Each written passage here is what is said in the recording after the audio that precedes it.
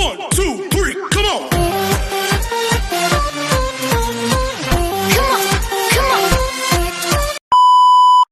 Hello beautiful people! Welcome back to my channel. This is your Mama Sam. Hola mga amigo, amiga, kumare at kumpare. Kamusta kayong lahat? Sana lahat po kayo ay okay at safe ngayong araw na ito. At syempre, kung ako naman ang tatanungin nyo, nakikita naman ninyo ang beauty ng Mama Sam ninyo, fresh overload pa rin, diba? Ganyan talaga kapag umiinom ka ng maraming vitamin C plus kumakain ka ng maraming banana. Dahil sa banana, mas nakakaloka ang ganda ng Mama Sam ninyo. Charot! So, kamusta naman kayong lahat? Sana lahat kayo ay okay na okay ngayong araw na Wednesday. So, happy Wednesday sa atin lahat ng bonggang-bongga. At hindi lang yan, syempre.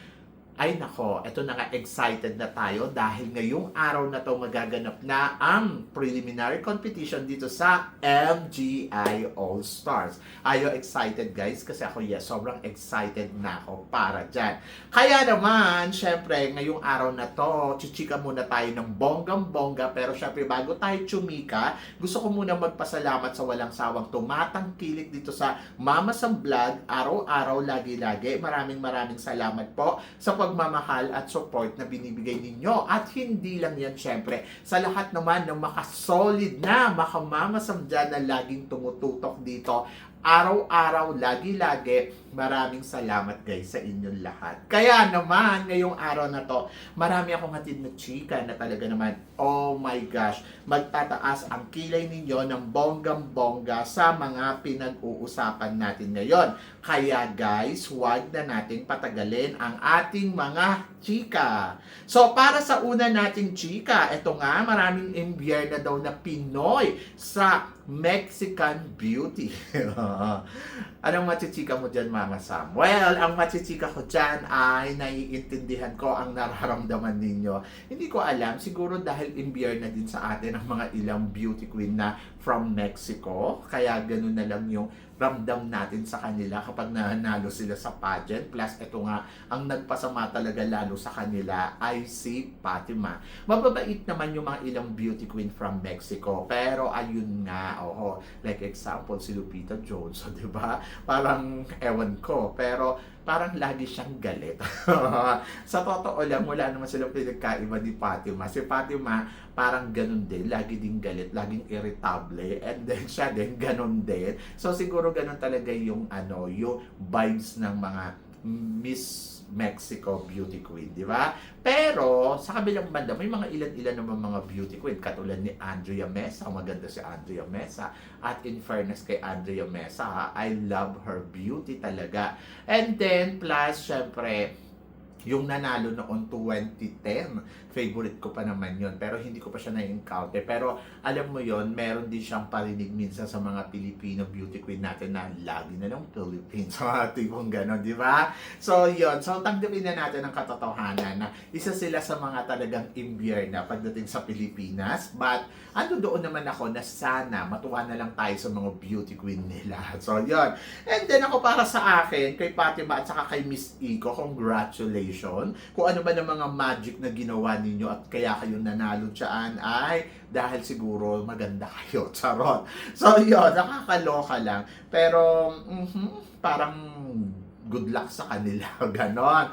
At ako naman ay, ewan ko ba, pagdating sa Mexico, parang laging may controversial talaga sila, no? So yun, ang hirap talaga na magtiwala sa kanila ang mga tao. At naiintindihan ko naman sa kabilang banda, after nga nilang manalo sa Miss Universe, ay alam na ninyo. So yan, but good luck. Pero eto, mas good luck dahil Natalie Glebova dumating na. So ito na nga, uupong hurado mo kasi Natalie Glebova bilang hurado talaga dun sa preliminary evening gown, swimsuit, at saka ayun nga sa without makeup. Kaya kanina si Natalie pumunta ng hotel na walang makeup. Ayun. Pero ako, dumalaw din ako. So yan, nakakaloka kasi eto na nga, excited na tayong lahat dahil magaganap na nga ang preliminary competition mamaya. At Ayun, Diyos ko Lord, nakakaloka. Siyempre yung mga auntie natin, Lupita Jones at Natalie, magbo-bold in, di ba?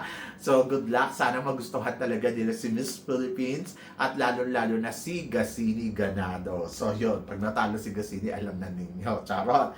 But, magtiwala tayo sa mga hurado, lalo na kay Natalie. Dahil ako, alam ko yung iba sinasabi nila, nako, hindi naman pagkakatiwalaan yung mga huradong nakaupo dyan. But who knows? Alam natin na si Natalie ay naghurado na rin siya with the Philippines at ayun na lang ginawa niyang first runner-up, di ba? So ako para sa akin ay fair naman si Natalie. I think so. Oo. So basta magtiwala tayo sa kanila at hayaan natin na ibigay nila ang best nila bilang hurado. Di ba? So, yun. And then, malalaman natin yan very soon. Pero, eto, si Doc Gabby, tinanggihan daw ang ino-offer sa kanya na Miss Eco Asia after nga ma-dethrone ni Miss Vietnam ay ibinibigay daw ito kay Doc Gabby. Pero si Doc Gabby, sorry. So, hindi ko alam kung totoo to. Wala tayong naririnig pa kay Doc Gabby kung in-offer nga ba sa kanya to at tinanggihan niya nga ba. Pero kung tinanggihan niya, naiintindihan ko kasi syempre nasaktan din si Doc Gabby sa resulta ng pageant na nilabanan niya dito sa Miss Eco International. And then, kung ibibigay sa kanya, parang second hand naman tayo. No? After ipagamit doon yung title doon sa Vietnam, ay ibibigay kay Philippines dahil ayaw nila. Hindi lang si Doc Gabby ang tumanggi bilang isa sa mga dapat koronahan or bigyan ng title dito sa Miss Eco International, either si Maureen Montaigne noon na hindi na siya available dahil sa masali siya sa Binibining Pilipinas bilang first runner-up. Nung dinithrone nila yung winner, ay tinanggihan din ni Maureen Montaigne. So yun, paano naman kasi hindi siya pinanalo nung time na lumalaban siya. Pagkatapos yung na-find out ninyong buntis ang title, biglang sorry, di ba? So, yun. So, ibibigay ninyo yung corona. So, parang ang akin, okay na lang na tinanggihan. More than naman na parang ang trying hard natin na parang, sige, magkaroon lang ng title sa Doc Gabby. Hindi rin naman deserve ni Doc Gabby na ganun-ganun lang na parang ibibigay yung second hand na title. Di ba? So, yun. So, basta para sa akin, job well done kay Doc Gabby at naniniwala ako na may plano sa kanya ang Diyos na much better pa dito sa Miss Eco International. Diba? So yun. So, laban at tiwala. And then, para naman sa sumunod na chika, ito nga, Miss Universe Philippines 2023, Michelle D. mag-host sa Miss Grand International All-Stars dito sa Bangkok, Thailand. So, ayun na, akala ko nga kanina darating si Michelle D. pero hindi pala. Bukas, di ba? So bukas kasi bukas pa ng 1 p.m. Pero hindi ko alam kung kailan siya mag-host. Mag-host siya sa coronation night or sa preliminary ba? Pero ang alam ko si CJ Opiasa muna. So yan. So syempre excited ako. At finally, makikita ko na ang Michelle D in person. Di ba? Yun yung una ako natutuwa. Tapos, gusto ko din malaman ninyo na hindi lang naman si Michelle D ang tumungtong sa entablado ng mga pageant dito sa Thailand. Either Celeste Cortez, naghurado noong time ni Antonio Porcel sa Miss Universe Philippines, sa Miss Universe Thailand, di ba? So, yon. So, talagang yung mga beauty queen natin pang world class, di ba? Para imbitahan nila at take note. Dahil Michelle D, hindi basta-basta to, di ba? Sabi ng ganun paano pag sumali si Michelle D ng MGI All-Stars daw sa susunod na taon? Carry ba? Hindi ko alam. Sabi ko nga kay Adam kanina, parang sabi ko hindi nasasali yan. Parang malabo. Parang hindi ko nakikita nasasali si Michelle D sa MGI All-Stars. But tingnan natin in the future, di ba? Sabi naman ni Michelle D, hindi daw niya kino-close yung door. So, malay mo, pagtungtong niya ng MGI All-Stars na sa entablado ay makonvince siya na sige na nga, sumali na nga ako. Diba? So, yon. So, let's see.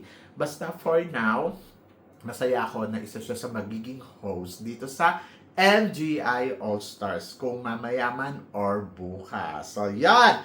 At para naman sa sumunod na chika, ano naman daw ang masasabi ko sa portrait photos ng mga kandidata dito sa MGI All-Stars katulad ni Miss Philippines Gasini Ganado, si Vietnam, si Dominican Republic, at saka si Colombia. Oho. Siyempre magaganda sila, mga Diyosahan ang dating, di ba? So ako para sa akin, happy ako dahil talagang iba talaga yung datingan ni Colombia dito. Sobrang parang pak, laban na laban. And then of course, andyan dyan din si Yamilex. Si Yamilex, alam natin na talagang lumalaban din. At kanina nakita ko siya, sobrang ganda niya talaga. Yung naka-white siya para sa interview niya kahapon. Oh my gosh, naloka ako sa beauty niya dahil ang Diyosa-Diyosa ng lola mo. Pero at the end of the story, syempre, looking forward tayo kung ano ang ipapakita nila. At hindi lang yan, syempre, kahit kay Vietnam ay nakipagsabayan at saka si Gasini Ganado sa kanila ng bonggang-bongga. And then ako, happy ako for Gasini Ganados dahil, ay nako, lumalakas ang laban ni Gasini dito sa MGI All-Stars. So, let's see kung ano ang ipapakita ni Gasini at kung paano nga ba papalo si Gasini ng bonggang-bongga dito sa preliminary competition na magaganap na today. Di ba? So, talagang kinakabahan na ako for Gasini. Good luck. Pero eto, good luck daw dahil syempre Imelda hindi nagpapakabog dahil talagang lumalaban daw ang pambato natin na si Imelda Swayheart. So, anong chika ba dito, Mama Sam? Si Imelda Swayheart na punong-puno ng intriga, na iniintriga talaga ng mga tao. Ang akin sa totoo lang, sobrang maganda ang ipinapakita ni Imelda sa competition na to. Kung competition ng pag-uusapan at yung mga styling niya, ilabas natin yung kung ano man yung pinag-uusapan natin tungkol sa kanya. But, doon sa mga naririnig natin ay naki-Imelda na yon. Kung gusto niyang manalo dito sa competition, patunayan niya yung sarili niya. Kasi ako sa totoo lang, wala naman akong personal na ano kay Imelda. Naririnig ko na ganito, but lahat naman ng tao, di ba? So, nilalabas talaga yung ugali. But nandoon ako kay Imelda na gusto kong makita yung kanyang laban na, alam mo yon, i-push niya. Oho, kasi nasimulan niya na eh. Sanang matapos niya to. Magiging proud ako sa kanya pag natapos niya ang competition. And then plus, job well done talaga. Maganda ang ipinapakita ng mga styling, laban ni Imelda dito. So, tingnan natin mamaya kung paano nga ba kakabog ang Imelda. I'm so excited para kay Imelda sa magiging eksena niya dito sa MGI All-Stars Preliminary Competition. So, kahapon sa interview, ayun, pumalo ng bonggang-bongga si Imelda. Pero, looking forward naman ako sa magiging eksena niya very soon. Di ba? So, yun. So, konting araw na lang. At para naman sa sumunod na chika, eto nga, sa MGI All-Stars Preliminary Competition para sa kanilang interview, ay umeksena si Gasini Ganados. Ma'am, sa tingin mo, makaka-apekto kaya sa laban ni Gasini Ganados ang pag-iyak niya sa harap ng mga hurado? Nadala kasi siya doon sa emosyon niya tungkol doon sa nangyayari nga sa bansang Palestine, di ba? Tama ba? Palestine, So, yon. And then, syempre, si Gasini ay naging emotional dahil yung tatay niya ay nandoon. So, alam naman natin na hindi siya lumaki doon sa tatay niya, and then looking forward siyang makita yung tatay niya. At kahit naman sino, di ba, mag-aalala ka talaga kung ang pamilya mo ay nasa ganong sitwasyon. At nandoon ako na nahipahayag niya sa harap ng hurado yung tunay na nararamdaman niya, di ba? And then, ayun. So, syempre looking forward ako kung ang mga hurado nga ba ay nagugustuhan nila si Gasini. Kasi yung tinanong ko yung mga ilang hurado, like example, sino ba to? Si Avina at saka itong si Isabela. Yung tinanong ko sila, ano nga ba ang hinahanap nila sa isang kandidata? Sabi nila yung with the heart talaga, kung ano yung nakikita nila sa puso. So, alam nila kung nagpapakatotoo ang kandidata or pinipeki lang niya kung ano yung mga eksena niya dyan at mga sinasabi niya. So, nasa hurado na yan kung ang nararamdaman nila kay Gacini ay yung sincere ni Gacini na ipinapakita or hindi sila natutuwa. But nandoon ako sa part na no matter what happened, laban lang sa kay Gacini. And then ayun, kumpiyansa naman ako na naibigay ni Gacini ang magandang kasagutan doon sa mga hurado. At ayun nga, di ba? Isang lalaki ang nabighani sa kanya. Charot. So yun, so good luck na lang kay Gacini at malalaman natin yan. Kung ano nga ba ang maipapakita ni Gacini dito sa kompetisyon at kung paano niya ilalaban ang Pilipinas ng bonggang-bongga, di ba?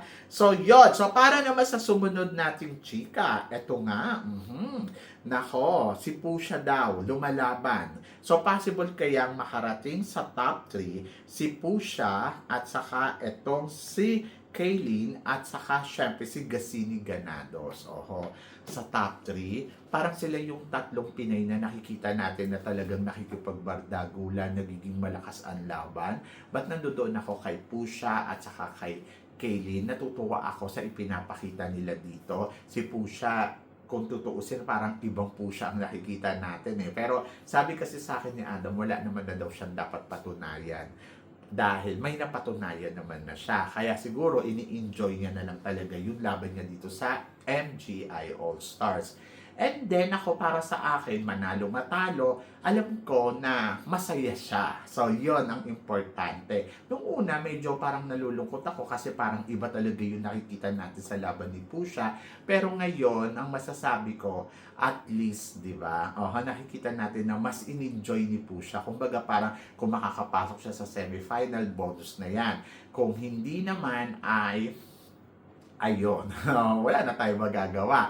But ang baon dito ni Pusha ay in-enjoy niya, di ba? So yon, si Kaylin naman, ayun, laban na laban. Talagang lumalaban, very competitive. Mula sa mga isinusuot, mula sa mga ipinapakita niya, at kahit sa pananalita niya, talagang nandoon na may puso. So nagugustuhan ko din si Kaylin talaga.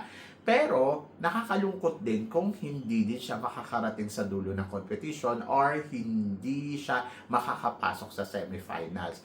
Pero parang feeling ko ngayon, mas maganda yung ginagawa ni Pusha na ini-enjoy niya na lang. So, kung hindi man siya manalo, at least ang baon niya doon ay na-enjoy niya ang competition. Di ba? So, sana si Kaylin ganun din. Sana na-enjoy niya ang competition para kung ano man ang maging resulta ay hindi masakit sa kalooban niya. So, yan. But, job well done, Philippines. Ang gagaling nilang lahat. Diba? At para naman sa sumunod na chika, eto nga, pinag-uusapan din. Gacini Granados, possible na maging reyna dito sa MGI All-Stars. Pero, ang mga tinig sa kanya ay si Peru, si Dominican Republic at saka si Colombia. So, ang chika ko dyan ay totoo naman yon.